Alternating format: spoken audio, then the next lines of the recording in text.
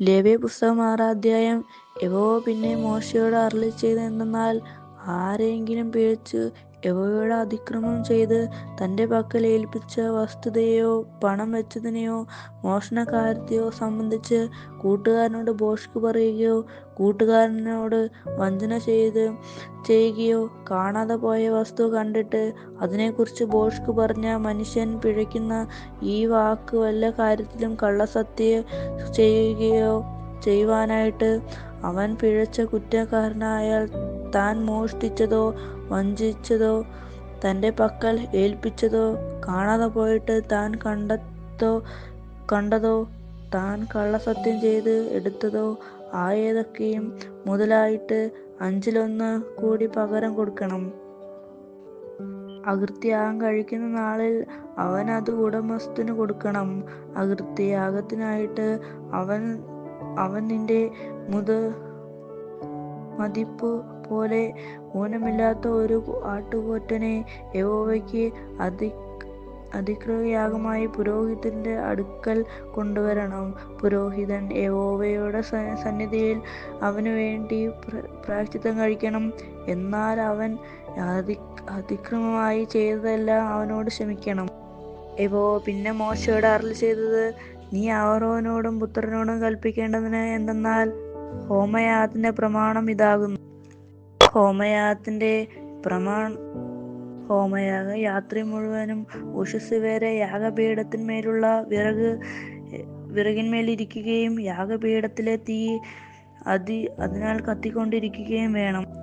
പുരോഹിതൻ പഞ്ഞിനൂൽ കൊണ്ടുള്ള അങ്കിയും പഞ്ഞിനൂൽ കൊണ്ടുള്ള കാൽച്ചട്ടയും ധരിച്ചുകൊണ്ട് യാഗപീഠത്തിന്മേൽ ഹോമയാഗം ദഹിച്ചുണ്ടായ വെണ്ണീർ എടുത്തു യാഗപീഠത്തിന്റെ ഒരു വശത്ത് ഇടണം.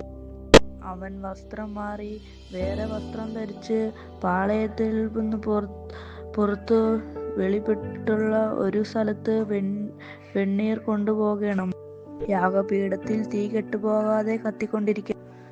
പുരോഹിതൻ ഉഷസ്സോറും അതിന്മേൽ വിറക് കത്തിച്ച് ഹോമയാഗവസ്തു അടുക്കിവെച്ച് അതിന്മീതെ സമാധാനയാഗങ്ങളുടെ മേദസ്സു ദഹിപ്പിക്കണം. യാഗപീഠത്തിന്മേൽ തീ കെട്ടുപോകാതെ എപ്പോഴും കത്തിക്കൊണ്ടിരിക്കണം. ഭോജനയാഗത്തിന്റെ പ്രമാണം ഇതാകുന്നു. അഹരോന്റെ പുത്രന്മാർ യഹോവയുടെ സന്നിധിയിൽ യാഗപീഠത്തിന്റെ മുമ്പിൽ അത് അർപ്പിക്കണം. ഭോജനയാഗത്തിന്റെ നേരിയ മാവിൽ എണ്ണയിൽ നിന്നു കൈ നിറച്ച് ഭോജനയാഗത്തിന്മീതെയുള്ള കുന്തിരിക്ക മുഴുവനും എടുത്ത് നിവേദ്യമായി യാഗപീഠത്തിന്മേൽ യഹോവയ്ക്ക് സൗരഭ്യമായി ദഹിപ്പിക്കണം.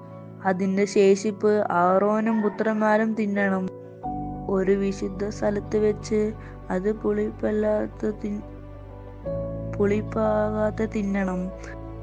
സമാധാന കൂടാരത്തിന്റെ പ്രാകാരത്തിൽ വെച്ച് അത് തിന്നണം. അത് പുളിച്ച മാവ് കൂടി ചുടരുത്. എന്റെ ദഹനയാഗത്തിൽ നിന്ന് അത് ഞാൻ അവരുടെ ഓഹരിയായി കൊടുത്തിരിക്കുന്നു. അത് പാപയാഗം പോലെയും അതിക്രമയാഗം പോലെയും അതിവിശുദ്ധം. അഹരോന്റെ മക്കളിൽ ആണുങ്ങൾക്കെല്ലാം അത് തിന്നേണം. യഹോവയുടെ ദഹനയാഗത്തിൽ അത് നിങ്ങൾക്ക് തലമുറ തലമുറയായി ശാശ്വത അവകാശമാകുന്നു. അതിനെ തൊടുന്നവൻ എല്ലാം വിശുദ്ധീകരിക്കണം. യഹോവ പിന്നെയും മോശെയോട് അരുളിച്ചെയ്തത് എന്തെന്നാൽ, അഹരോന് അഭിഷേകം കഴിക്കുന്ന ദിവസം അവനും പുത്രന്മാരും യഹോവയ്ക്ക് കഴിക്കേണ്ടത് വഴിപാടാണിത്. ഒരു ഇടങ്ങഴി നേരിയ മാവിൽ പകുതി രാവിലെയും പകുതി വൈകുന്നേരവും നിരന്തര ഭോജനയാഗമായി അർപ്പിക്കണം. അത് എണ്ണ ചേർത്ത് ചട്ടിയിൽ ചുടണം. അത് കതിർത്ത് കൊണ്ടുവരേണം. ചുട്ട കഷണം ഭോജനയാഗമായി യഹോവയ്ക്ക് സൗരഭ്യവാസനയായി അർപ്പിക്കണം. തന്റെ പുത്രന്മാരിൽ അവന് പകരം അഭിഷേകം പ്രാപിക്കുന്ന പുരോഹിതനും അത് അർപ്പിക്കണം. എന്നേക്കുമുള്ള ചട്ടമായി അത് മുഴുവനും യഹോവയ്ക്ക് ദഹിപ്പിക്കണം. പുരോഹിതൻ തന്റെ ഭോജനയാഗം മുഴുവനും ദഹിപ്പിക്കണം. അത് തിന്നരുത്.